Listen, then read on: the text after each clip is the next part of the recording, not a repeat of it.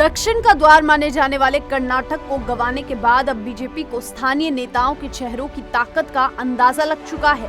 2023 में होने वाले विधानसभा चुनावों में भाजपा की रणनीति अब तक पीएम मोदी को पार्टी का चेहरा बनाकर चुनाव लड़ने की थी, लेकिन अब केवल मोदी फैक्टर चुनावों में काम नहीं आएगा।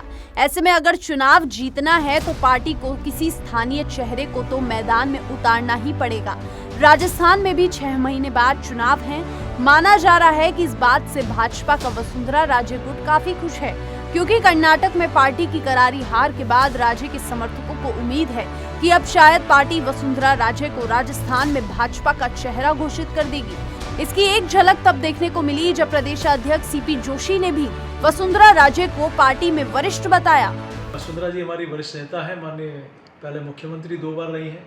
हमारे जितने भी वरिष्ठ नेता हैं वो सभी हम सब लोगों के साथ उनकी मार्गदर्शन में पार्टी, चाहे हमारे पार्टी के सभी वरिष्ठ पूर्व प्रदेश अध्यक्ष हों, भारत सरकार के मंत्री हों, सभी वरिष्ठ नेताओं के सहयोग से और उनके मार्गदर्शन में कार्यकर्ता पूरी ताकत के साथ हुआ है। राजस्थान में चुनावों की सरगर्मियां तेज होते ही भाजपा में मैडम के समर्थक माने जाने वाले प्रताप सिंह सिंघवी, शंकर सिंह रावत, कालीचरण सराफ, सांसद राहुल कस्वा, अशोक परनामी, रामचरण बोहरा जैसे नेताओं ने वसुंधरा को सीएम चेहरा घोषित किए जाने पर जोर देना शुरू कर दिया था। हालांकि वसुंधरा राजे खुद पीएम मोदी और बीजेपी अध्यक्ष जेपी नड्डा के नेतृत्व में चुनाव लड़ने की बात कहती आई है। जाहिर है कि राजस्थान में भाजपा के पास वसुंधरा राजे ही एक मजबूत, लोकप्रिय और कांग्रेस के चेहरे सीएम अशोक गहलोत को टक्कर देने वाली एक कद्दावर नेता है। 2 बार सीएम पद संभालने का लंबा अनुभव है। राजस्थान के दक्षिणी जिलों में खासा प्रभाव है। पिछले 2 चुनावों में पार्टी को जीत वसुंधरा राजे के नेतृत्व में ही मिली थी।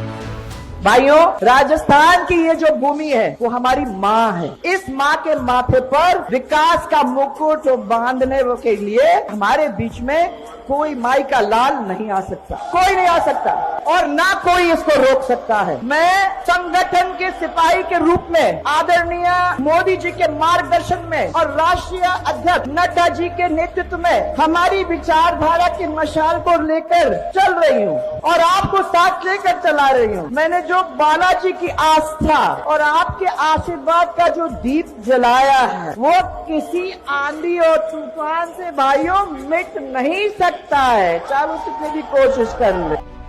लंबे समय से वसुंधरा राजे पार्टी के मुख्य कामों से दूरी बनाए हुई थी, जिसके चलते भाजपा राजस्थान में गहलोत सरकार के खिलाफ सत्ता विरोधी लहर पैदा करने में नाकाम रही। इसके बावजूद मैडम का जलवा कायम रहा। ऐसे में अब पार्टी को चुनावों में वसुंधरा राजे को साइडलाइन करना महंगा पड़ सकता है। अगर पार्टी चुनावों से पहले वसुंधरा राजे को चेहरा घोषित करती है तो ये भाजपा में जान फूंकने का काम करेगा। वहीं पीएम मोदी और वसुंधरा राजे का राष्ट्रीय और स्थानीय चेहरा भाजपा के पक्ष को और मजबूती दे सकता है।